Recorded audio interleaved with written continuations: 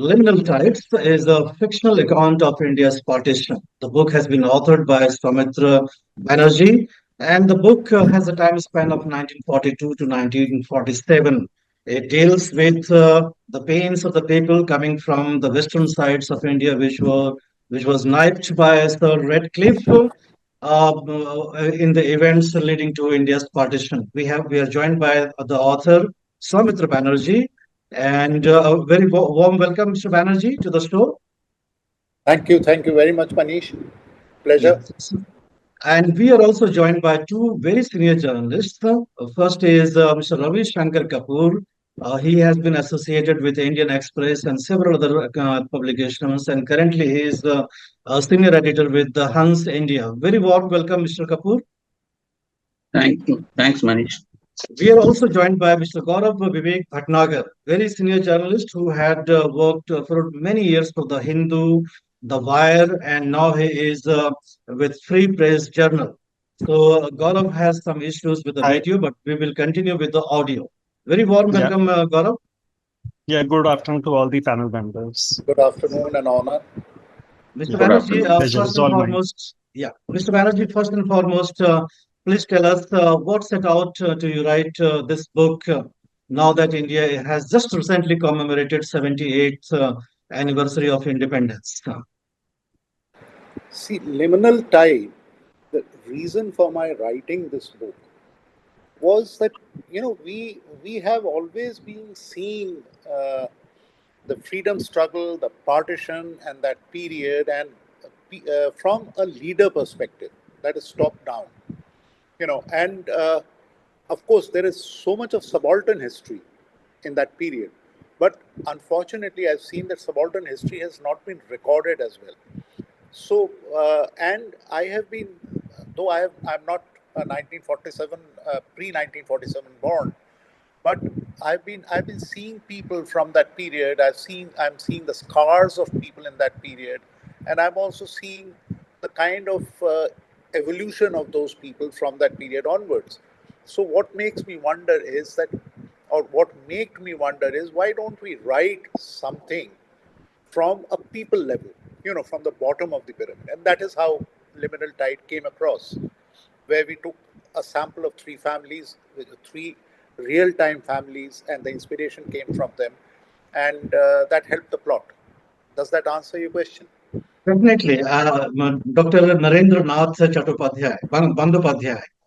He is the main character, and around him the stories weave. You have weaved the stories of the partition around him. And why Meerut? Why did you choose Meerut as the background? Well, first of all, uh, there's a slight course correction. Dr. Narendra Nath Bandypadhyay is a character of one of the families. So basically, the plot evolves around three families from three different geographies of the subcontinent, of the undivided India, and with three different cultures and three different lives. So Bandypadhyay is one of the three families. However, yes, you can say that he is one of the main plot.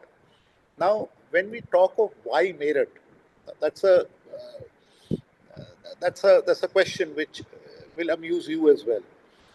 The Bandyopadhyayas, as I told you, they're real life characters from on whom we have evolved the characters in the fiction. So Bandyopadhyayas were a part of my own family. Mr. Banerjee, what you are saying is that someone like Dr. Bandyopadhyay did actually exist. Yes, it did actually exist, and I would go one step forward. There were many such Bandyopadhyayas. Okay.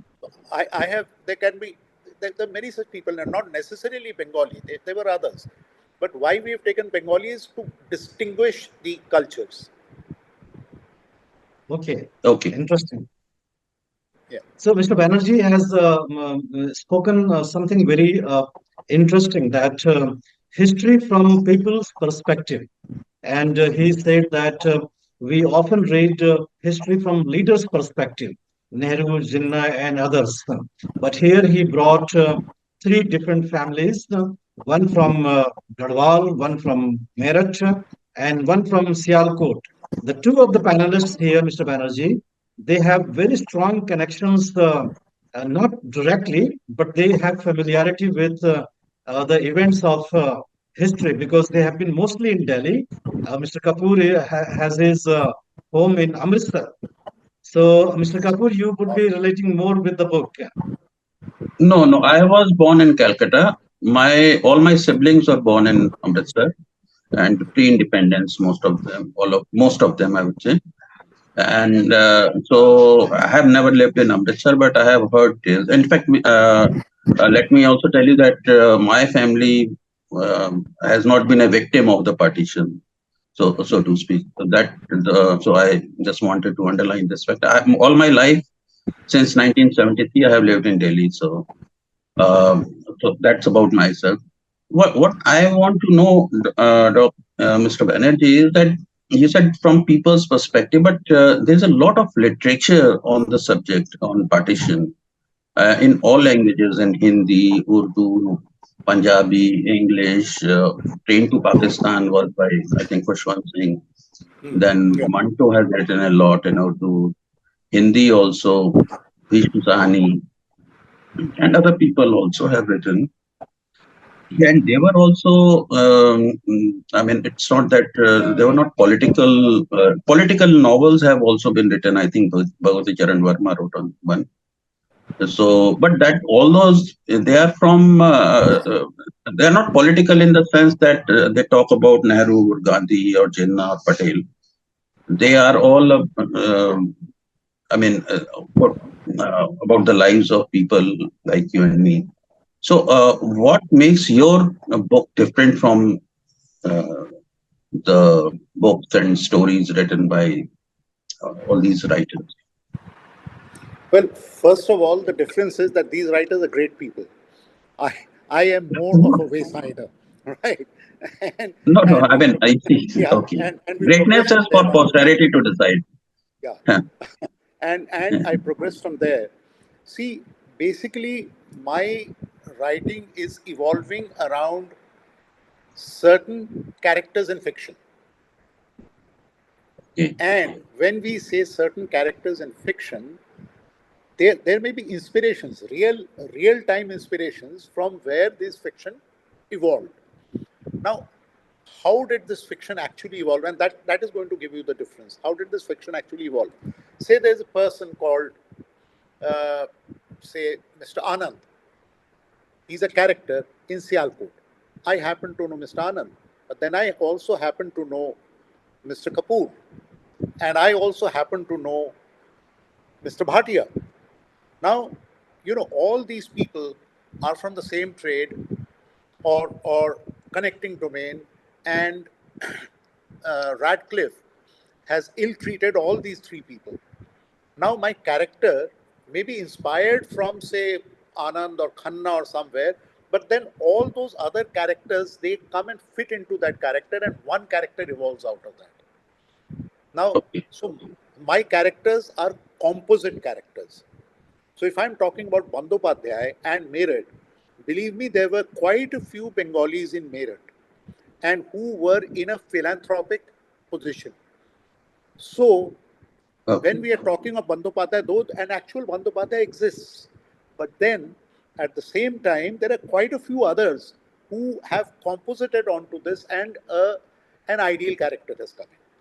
So when we are talking about the people whom we have named, including Monto, including there are people like Kiran Desai and all who have written on Jinnah, and they have mapped it along with ordinary people. And there are a lot of history on which, like, Monto has been more, I think, more articulative on the life of people in that period, and there's more of art in it. There is more of story in this book, and there is more of families with whom some families somewhere in the on the earth can equate. So when we talk about Khanna of Sialkot, there will be so many people in Jalandhar and so many people in Ludhiana and so many people in Meerut who have migrated and because of Radcliffe, because of the partition, and each of them would somehow equate, oh, this happened to me also. Or, yes, I crossed Narowal. You know. So that is the thing. And then why this book now? Because I think our memories have to continue to refresh like a computer.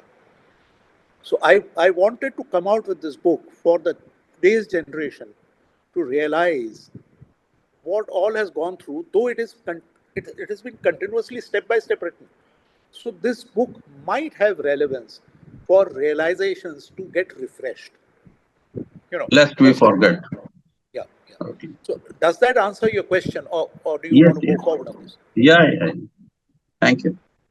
All right. Yeah. Gaurav here. Gaurav has also been brought up in Delhi only, and Delhi is the living history of India's partition. Gaurav? Yeah. So basically, I was born and brought up in Lajpat Nagar in my initial years, and that was an area where a lot of refugees from Pakistan had come and settled down. In fact, our entire lane belonged to people who were there. So we used to hear about stories about the pain and trauma suffered by them during partition. Then, very recently, uh, 7 years back in 2017, when I was with the Wire, I did a series of stories on the survivors of partition.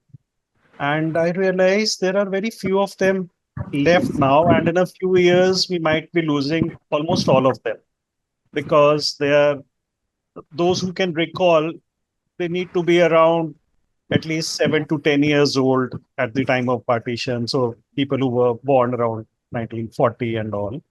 So gradually now they are reaching, now they would be reaching an age of mid 80s. And recollection wise, I realized that when like there was this family in Mukherjee Nagar, it was a Sikh family. So there were two siblings who had come from, I think they had come from Gujranwala, those Okay. areas. Okay. And you could see the pain still lingering on in their eyes when they were recounting those days. How the situation turned from bad to worse within a few days, how some people tried to take advantage over there, some helped them out also, because of which they were able to cross the border and come here, how they lost some of their family members on the other side. And I was just going through this synopsis of this book, Liminal Tides, and I realized this character of Mr. Khanna from Sialkot, it almost plays out that storyline. The author, Mr. Banerjee, has tried uh, uh, to recall those days of mid 40s and what happened then through these characters. But these are actually inspired by real life stories, and it is great that we are capturing those days to tell the future generations about how to remain alert and vigilant also, and while at the same time not to get into this trap of hatred which is being seen all around. True. But at the same time, you need to be alert and vigilant, because wishful thinking is one thing, but when situations change on the ground, it is an altogether different matter. At that point in time, you realize, like I realized when I was speaking to these survivors, how they had neighbors who were really looking after them. But when you are confronted by huge mobs, then these neighbors are also unable to save you, because like True. they are pitted against an entire mob which is out there to loot, burn, and kill. So overall, what I learned was that now we can only take lessons from what happened in the past, because the future is not going to be very different. So we are still in a similar situation, a very evolving situation, and there are Yeah. lessons. And I think these books, they they would they somewhere through these stories, real life stories, would would inspire the future generations to be more cautious about their surroundings. Correct. In fact, Gaurav, Mr. Banerjee has chronicled the tales of Mulk Raj Khanna in Sialkot Hmm. to the days when partition was nearing, and same things have been captured by Mr. Banerjee in the book. Mr. Banerjee, individual cases and the mob, they are the two contrasting experiences. How do the people deal with that, and that kind of challenge is going to stay with the society in future also. So as a historian, as the writer of the partition book, what lessons do you give to the people and the messages? See, first of all, I'm so happy to have heard Gaurav out because he speaks from the same heart I'm speaking from. And a particular factual situation will be same whether it is Gaurav, me, or Ravi, or you, anyone, right? So where he's so very right, and my book. Why did I make it a fiction? Why didn't I just make it history of the people? I made it a fiction because Gaurav, when a person reads a book, like if I'm reading Romila Thapar, right, Ji. I am reading facts. Hmm. So at times there are a lot of people, a lot of youngsters who would get a little bit sleepy eyed with facts. So if you convert it into a story, gets a bit more of romanticism in it, get a bit more of pace in it, they would read it, and as Gaurav rightly said, it will revive and excite their memories. And also, there are lessons to learn. Where Gaurav is so very right. Today, there are quite a few evolving flashpoints all around the world. We have an evolving flashpoint in India also. I don't want to get political, so I won't name. But everyone knows that these flashpoints are on. There are flashpoints in Middle East also. So the lessons to learn how to compose yourself in case of mob violence, how to sort of uh, continue to have hope when you are going through that drastic kind of a situation, and also how to get feelers right in the beginning and get out of your comfort zones if you feel that that kind of a situation is going to come, are the lessons to learn.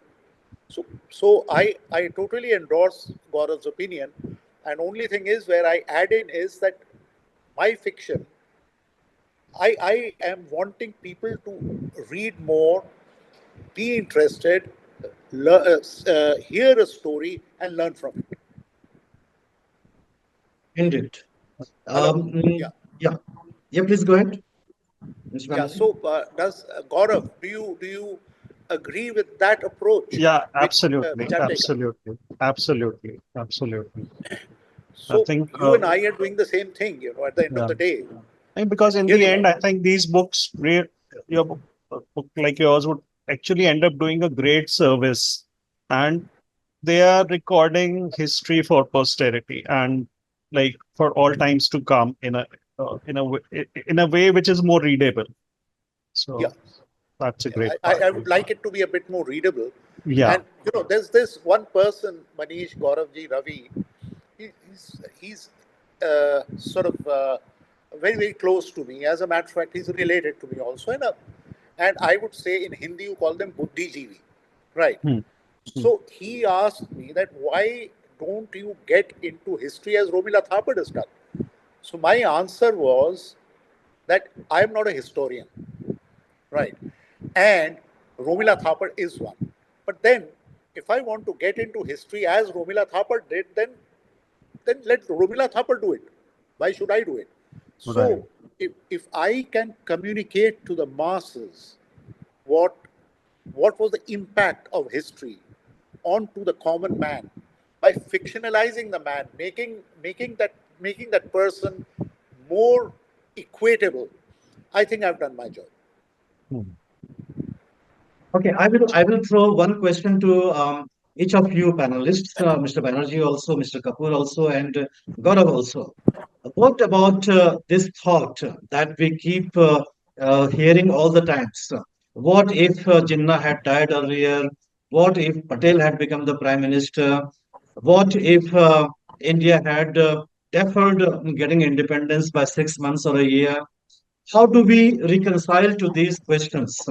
which keep recurring all the times. Well, So, my answer is Utpal, very simple. Yeah, Can I speak? yeah, yeah, Or yeah, please. please, please. Yeah, yeah. my answer is very simple. Men don't matter, women don't matter, ideas matter. And when ideas become strong, as that of partition, it would have happened had there been Jinnah or no Jinnah, and they would have created a Jinnah had there been no Jinnah. As Voltaire once said, if there is no God, we have to create one, invent one. So Gandhi, so all these, of course, they are. I mean, what they people do matter to the extent what they do, how they take decisions. But ideas are basically, and I think people are also important as the carriers of ideas rather than men and women themselves. That So so there that would slogan won't was have been much given. difference. So that slogan was given in 1936, and in 10 years, that slogan turned into a potent idea which Yes, created a nation. That ideas, as means, I said, ideas that, matter. Yeah. yeah. So, Mr. Banerjee, you have also written in the book that there were strong voices within the Muslim community trying to persuade the Congress not to accept the pressure and blackmailing by the Muslim League at that time. See what again Ravi said, very, very well put. Because, I will go a bit ahead of the ideas, right? There were ideas floating. So, Jinnah had an idea, Nehru had an idea, Gandhi had an idea, even Subhash Chandra Bose had an idea, right? But what is very poignant is the self interests attached to that idea. So when I talk in terms of self interest, Jinnah's idea, his self interest was to get a leadership position, a pole position. And I sometimes feel that we all have ideas and we treat ideas as a marketable commodity. So politics is also about ideas and then marketing it to the masses. So Jinnah had his idea, he marketed his the masses very well, and so you got the Lahore Declaration. Nehru had an idea, but at the same time, he had a tagged self interest of becoming the first premier of the nation, right? And his idea went well on a B2B, that is politics to politics basis, and Nehru won that idea. Now, when we talk in terms of Sardar Patel also had ideas, but his at times his staunch beliefs and being appearing to be less liberal than Nehru, he lost out on those ideas. So finally, those ideas emerge which appeal to the masses, which you are catering for. So, so there was One this. second. Yeah, please. There was this. Why was Pakistan formed? Now, in Pakistan also there were various voices. Now, if you go through that book, Sialkot was a fabric. Now, in that fabric, the business was governed by the Hindus and the skill was governed by the Muslims, right? Now, what happened? How did they interpret that idea of being a part or trying to favor partition was the Muslims felt that we are going to upgrade ourselves from skill to an ownership position. So they purchased that idea because of that. And that is what actually happened. They became, I'll give you a small example that you may have, all of you who are interested in cricket, when you see a bat which is manufactured in Pakistan, there's the word CA there. So CA is a company whose genesis or motivation was SG of India. All right. So CA is an example of skill to ownership. Right. So their purchasing of that idea was skill to ownership. There were a lot of others whose purchasing of that idea was okay. I will grab that land also. I will grab that also, and I will have, I will have more wealth. Now, saying that these kind of ideas have been purchased both by the Hindus and the Muslims in their own way. So we can't point out at those people. Now, I'll give you an example which goes over the book, Ravi ji, is when the 1984 riots happened. Now, 1984 riots happened. There's someone who sold an idea, and then there were small ideas which were small interest, self-interest, which are purchasing that idea for different reasons. So, say in Model Town, there was one guy who purchased that idea because he could loot a particular shop. So, like this, there's a composite purchase of that very idea, and then the riot happened. So, I think if we go back in time, I would say that Nehru was successful to sell his idea to the other politicians and sell his liberal approach. Patel also sold an idea and he became a home minister, if not the prime minister, with his strong armed approach. And I would say that we needed a dreamer like Nehru, but at the same time, we needed a very good operations man like Patel. Then, Jinnah. Now, what is very surprising is, you asked the question, what would happen if Jinnah sort of died earlier? Now, the question is, see, Jinnah was a Khoja Muslim. He was a Khoja Shia Muslim. He created a nation state which was more Wahhabi and more Sunni. So just imagine that he is creating a nation state, being a Shia, and he's creating a nation state which is full of Wahhabis and Sunnis. So as such, I think Jinnah also knew that this mismatch, which was being accepted because of the excitement of forming an Islamic nation, would one time go away and he'll be discarded, he will be made redundant because of the Sunni versus Shia divide. But then at that point in time, these people purchased the idea that, okay, fine, let Jinnah take the risk, let the nation state come in, and then we will see what happens to Jinnah. I would say, thank God he died in a year. He would have faced a lot of problems. So that's my approach. Absolutely agreeing to what Ravi ji has talked about ideas, and I've just told you that it is the marketing of the ideas which creates positions, the marketing of the ideas which created partition. Gaurav, we have to wrap up the discussion in 4 minutes because the Zoom has a time limit. So please come in. Yeah. Hmm.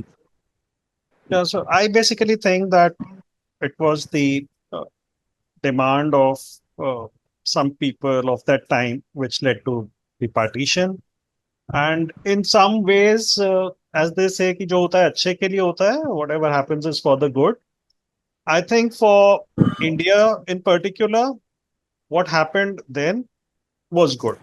I really believe that because if you consider the demographics of the area in totality now, if you join all the numbers together, if you see how through social media hatred is being spread, I think we would all have been in a lot more trouble now had partition not taken place, because then our country would have extended right from Iran, Afghanistan borders all the way up to Myanmar in a one solid, compact base. Our growth would not have been this much, and we would have been really struggling with all sorts of issues, parts of which you see playing out in different areas.